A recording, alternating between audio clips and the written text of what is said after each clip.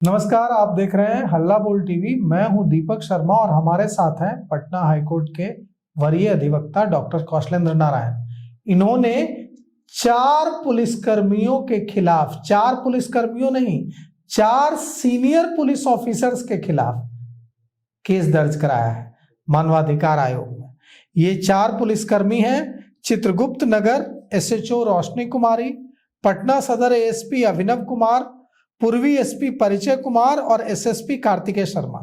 यह मामला जो इन्होंने केस दर्ज कराया है मानवाधिकार आयोग में 4 पुलिस अफसरों के खिलाफ शंभू गर्ल्स हॉस्टल केस में, केस की लीपापोती को लेकर, केस की गलत तरीके से जांच और आपराधिक इंटेंशन के साथ सबूतों को छिपाने दबाने के मामले में केस किया है। मानवाधिकार आयोग का दरवाजा खटखटाया है। केस का नंबर क्या है, केस का डिटेल क्या है, केस किन सबूतों पर आधारित है, यह हम कौशलेंद्र नारायण से पूछेंगे। इसमें इन्होंने 5वां आरोपी बनाया है प्रभात मेमोरियल हॉस्पिटल को भी एक्यूज बनाया है और इसके कंप्लेनेंट इन पर्सन है डॉक्टर कौशलेंद्र नारायण, जो पटना हाईकोर्ट के वरीय अधिवक्ता है। क्या शंभू गर्ल्स हॉस्टल की कहानी क्या है, वकील साहब बताइए। सर्वप्रथम तो मैं धन्यवाद देता हूं कि ज्वलंत मुद्दा पर और बहुत ही रहस्यमयी मुद्दा है, इस पर आम जनमानस के बीच में हमारी लीगल विचारधारा को ले जाने के लिए आप अपने स्टूडियो में मुझे बुलाया है। इसके लिए मैं तहे दिल से व्यक्तिगत स्तर पर और बिहार की जनता की तरफ से निर्भीक पत्रकारिता के लिए मैं आपको शुक्रिया अदा कर रहा हूं। आपने शंभू गर्ल्स हॉस्टल का नाम लिया तो आपसे छुपा नहीं है यहाँ की क्या कहानी आपको, आपने 4 पुलिस अफसरों के खिलाफ केस किया है, केस दर्ज किया है। क्यों केस किया है, क्या किया है इन पुलिस अफसरों ने? मैं इसलिए कंप्लेन केस दर्ज कराया हूँ एनएचआरसी में। मैं खुल के बोल रहा हूँ कि जब नीट छात्रा के साथ दुष्कर्म और हत्या किया गया तो ये अफसर लोग, उसमें 2 अफसर बहुत दोषी हैं। एसएचओ कंसर्न थाना का चित्रगुप्त नगर का जो एसओ है रोशनी कुमारी और पटना सदर का एडिशनल एसपी कुमार अभिनव, इन दोनों ने मिलकर ये पूरे मामले को मिसलीड किया और जिसके आवेश में आकर, जल्दबाजी में आकर बड़ा बचकाना बयान पटना के सीनियर एसपी ने दिया। और दुर्भाग्य है कि बिहार पुलिस का जो मानक सोशल साइट है बिहार पुलिस, उस पर इन्होंने दिया। तो यह प्रमाणित होता है कि यह जो घटना थी, दुर्घटना जो थी, घटना थी, उसको इन्होंने दबाने का प्रयास। क्या हुआ है शंभू गर्ल्स हॉस्टल में? पुलिस जो कह रही है, आपने जब केस फाइल किया तो आपको जानकारी होगी कि वहां क्या हुआ है देखिए, छात्रा के साथ। लॉयर मैं बोल रहा हूँ, लॉयर हूँ और इस बिहार के रहने वाला हूँ। आप कंप्लेनेंट इन पर्सन भी हैं इस केस में, और क्या हुआ है? एक जिम्मेवार नागरिक भी हूँ। क्या हुआ है वहां? मुझे सिर्फ इतना कहना है कि पुलिस वो एक एसओ जो थी या एडिशनल एसपी थे कि एक डॉक्टर थे, वो विदाउट किसी सरकारी हॉस्पिटल का सुझाव के या नोटिफिकेशन का मेडिकल बुलेटिन जारी किए हुए आपने कैसे कह दिया कि इसके साथ सेक्सुअल हरासमेंट नहीं हुआ है, जबकि कुछ दिनों के बाद, 2 दिन के बाद ही खुद पीएमसीएच का रिपोर्ट है कि सेक्सुअल, आप इस रूप में समझिए, जो उसके साथ दुर्घटना कहिए चाहे जो कहिए, इतना घटिया हुआ है जिसको से इनकार नहीं किया जा सकता है, हरासमेंट जो उसका हुआ है।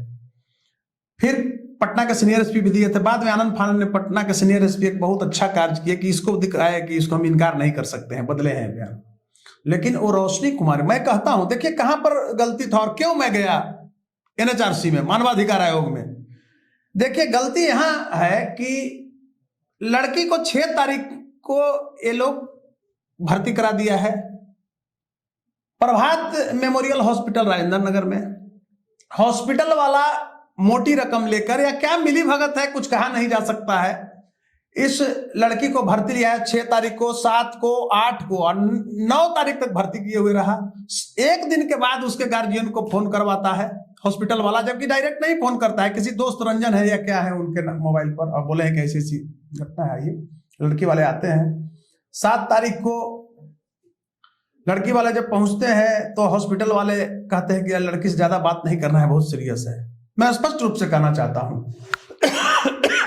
अब हॉस्पिटल वाला करता है इस बीच क्या, अब यह भी एक जांच का विषय है कि हॉस्पिटल वाला भी तो कहीं इस तरह का डॉक्टर जो है सेक्स रैकेट में शामिल तो नहीं अच्छा, था। एक बात बताइए, आपने इस मामले की अपने स्तर से जांच की, उसके बाद आप मानवाधिकार आयोग में आपने केस दर्ज किया। क्या आपको जांच में ये पता चला है कि वहां जो शंभू गर्ल्स हॉस्टल है उसका माहौल ठीक नहीं था, वहां गलत चीजें हो रही थी? जी नहीं, मैं वहीं आ रहा था, अभी आपको वहीं आने वाला था थोड़ा। तो सर्वप्रथम मैं बताना चाहता हूं कि शंभू गर्ल्स हॉस्टल का Patna police, Bihar police video footage मंगाया 2 महीना 3 महीना का। वो देखे, मुझे विश्वस्त सूत्रों से पता चला है कि वहां बड़े बड़े लग्जरी गाड़ियां, फॉर्च्यूनर, हाइलेक्स और उससे बड़ा बड़ा ओडी गाड़ियां रात में लगती थी। ये मनीष रंजन भिखमंगा था 4 साल पहले, 4 साल के अंदर ही, 5 साल के अंदर ही कौन सा ऐसा संपत्ति कमाया भाई का, क्या कुबेर का भंडार गिर गया? ये जैसे आप नाम सुने होंगे, बिहार नहीं देश की जनता जानती है, सोनू पंजाबन सबसे बड़ा सेक्स रैकेट में शामिल था। ये सोनू पंजाबन का भी बाप था मनीष रंजन, बिहार के लिए कितने अफसरों के यहाँ, बिजनेसमैन के यहाँ ये लड़कियां सप्लाई करता था। अब मैं बताना चाहता हूं कि नीलम एक बीडो महिला है, वो गर्ल्स हॉस्टल खोला, उसकी क्या भूमिका है, दोनों मिलकर करता था, क्या करता था। नीलम के 2 बेटे हैं और वहां चंचला जो है वार्डन और एक नीतू नाम है।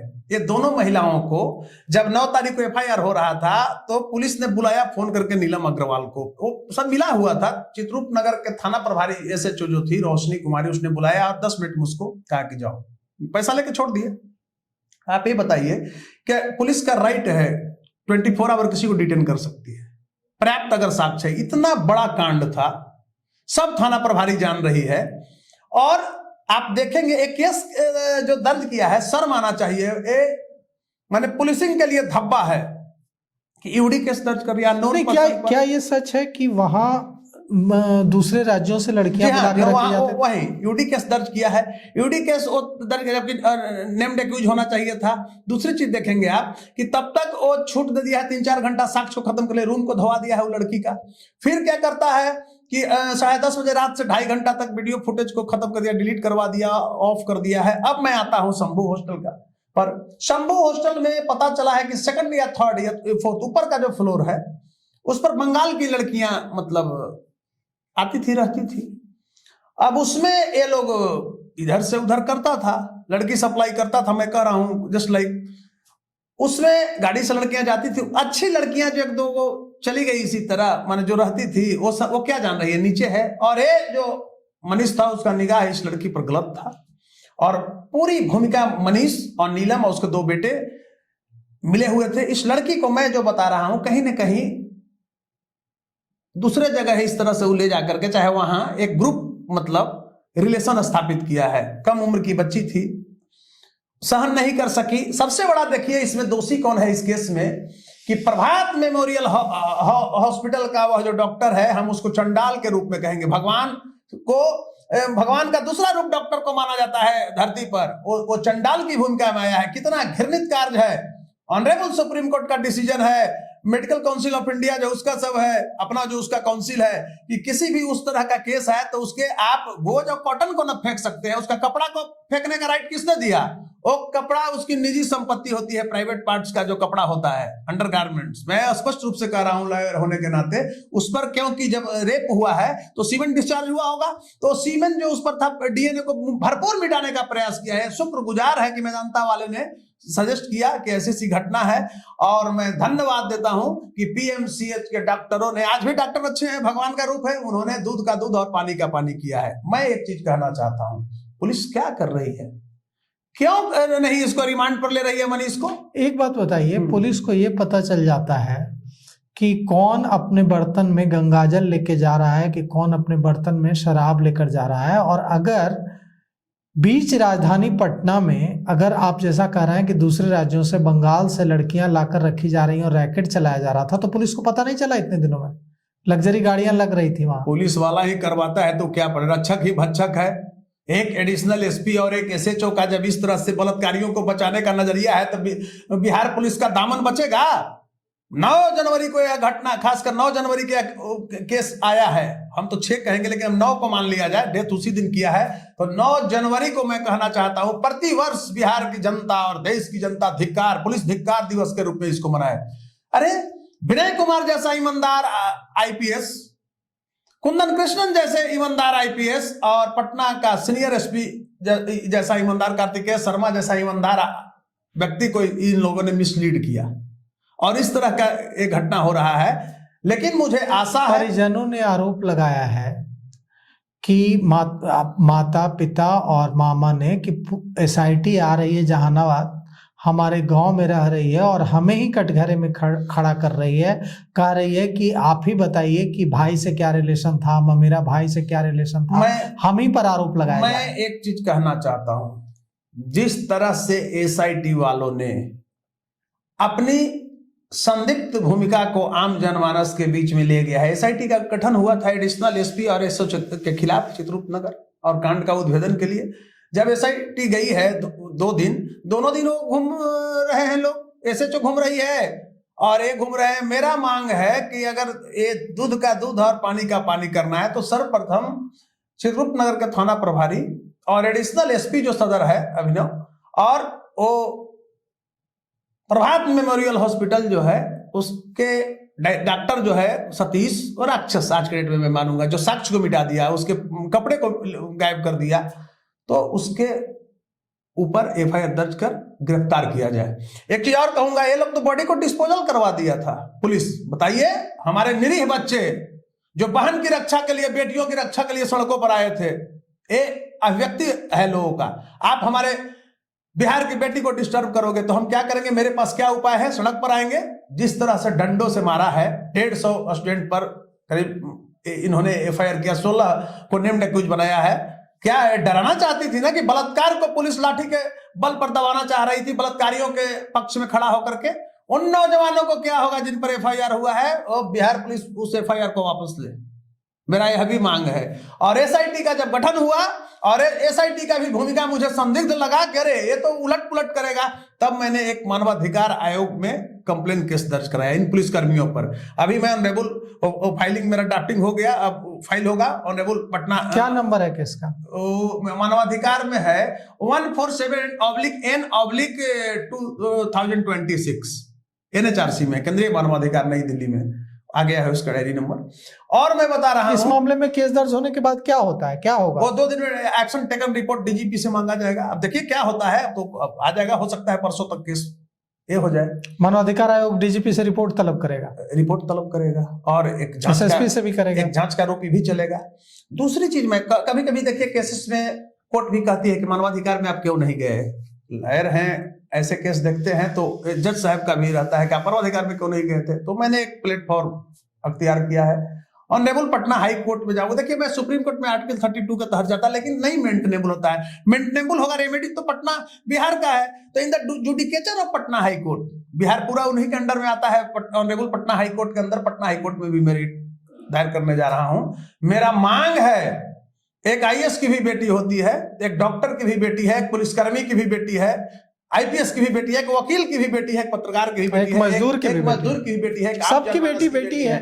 तो बड़े लोगों, आज वकील और ये पत्रकार और आईएएस आईपीएस मजबूत अगर है, उनकी बेटी एक आम जनमानस के गरीब निरीह के बच्ची के साथ हुआ है, तो मैं कहता हूं कि मेरे जैसा एडवोकेट के लिए धिक्कार था। जब इस केस को मैंने देखा था तो मेरी मानवीयता शीर्षक कर रो पड़ी उसका सीन देख के। और मैं दिल से बोल रहा हूं, दीपक जी आप वरिष्ठ पत्रकार हैं, बहुत अच्छे पत्रकार में आपकी पहचान है, तो मैं कहना चाहूंगा आपका चैनल के माध्यम से कि जिस समय फोटो उस लड़की का डालता था सोशल साइट पर कोई, तो लगता था मेरे अंदर गुस्सा आता था, क्षोभ आता था उसके प्रति। लगता है कि माने क्या हम कहें, हम भी तो एक मनुष्य हैं, कितना घृणित कार्य कर रहा है, उस लड़की का फोटो डालता है। शर्म आना चाहिए, धिक्कार है वैसे लोगों को कि उस गुड़िया को जो अब इस दुनिया में नहीं रही, बलात्कारियों के शिकार बन गई, उसका फोटो डालता है। शर्म आना चाहिए। वो लाइक के लिए डालता है, कमेंट के लिए डालता है, पहले जैसा दिखाता है। सबसे पहले हम आपको बता दें कि वकील साहब जो कह रहे हैं प्रेस काउंसिल के नियमों के मुताबिक, और हल्ला बोल टीवी इसका पालन करता है, प्रेस काउंसिल के नियमों के मुताबिक विक्टिम का, पीड़िता का नाम और पीड़िता की तस्वीरें हल्ला बोल टीवी कभी प्रकाशित नहीं करता है। और जो लोग ऐसा कर रहे हैं उनको यह बताना चाहता है कि यह प्रेस काउंसिल और सुप्रीम जी कोर्ट नहीं, ये प्रेस नियमों काउंसिल का के तो है खिलाफ नहीं, ऑनरेबल सुप्रीम कोर्ट का ये डायरेक्शन है, आप नहीं डाल सकते। अब मानवीयता मेरा क्या कहता है, किसी मृत का कोई बूढ़ा बुढ़िया की भावभीनी श्रद्धांजलि हम दे रहे हैं, वो शोक का विषय है और उसकी चेहरा को ये लोग डाल रहा है, कितना शर्म की बात है। तो हमारे जैसा वकील के लिए देखिए दीपक जी, एक चीज मैं बताना चाहता हूं कि भारतीय स्वतंत्रता आंदोलन रहे चाहे कोई भी आंदोलन रहे, वकीलों की भूमिका अग्रणी रही है। चाहे आप किसी रूप में देखेंगे, लोकमान्य बाल गंगाधर तिलक को देखिए। नहीं, अगर हम इस बारे में बात करें जी जी, तो आपने कहा कि वहां रैकेट चलता था शंभू गर्ल्स हॉस्टल में, और आपने कहा कि बंगाल से लड़कियां लाई जाती थी, मैं वहीं आ रहा था, वहां पर गाड़ियां लगाई जाती थी जी। इसके बारे में क्या जानकारी? हाँ, मैं वहीं आ रहा था अभी। क्या जानकारी है इसके तो ऐसे जो जानकारी विश्वास सूत्र दिया है, तो हाँ, मैं वही क्या मान है कि आप दिया? जांच करो। क्या जानकारी? वो वीडियो फुटेज लाओ जो जिसमें वो गाड़ी लगती थी, हाइलेक्स और डिस्कवर और ऐसी गाड़ियां, फॉर्च्यूनर और डी, ये गाड़ियां जो लगती थी, रेंज रोवर जो लगती किस थी, लिए लाई जाती थी बंगाल से लड़कियां? सप्लाई दिया जाता था, ये अफसरों को दिया जाता था, जहां से मनीष काम निकाल बिल्डर को देता था। और मैं बताना चाहता हूं आपसे कि उसमें कुछ गलत तरह के बैड एलिमेंट्स को भी सप्लाई करता था, जो दवा माफिया को देता था, बड़ी बड़ी दवा कंपनियों के जो मालिक हैं उनको देता था। इसके बारे में पता लगा है कि हॉस्पिटल भी कहीं खोले हुए हैं पार्टनरशिप में।